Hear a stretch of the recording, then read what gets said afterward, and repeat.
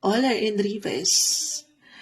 Sobrang mag-a-apply yan guys sa mag-highlight sa inyong zodiac sign. Share ko sa inyo sandali. Ayan. Ito pong darating na new moon solar eclipse na ito, it will highlighted your 7th house of relationship, partnership, marriage. Tayo po ay general reading, Pisces. Just only take what resonate pa rin.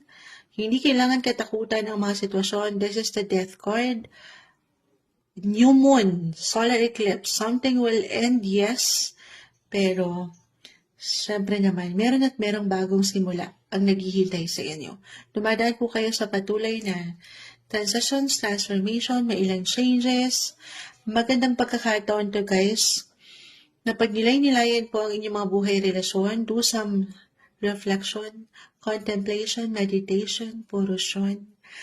The Strength card, the Four of Swords, the Empress. Physically, mentally, emotionally, I will be honest, maybe this time, sarili naman, Pisces.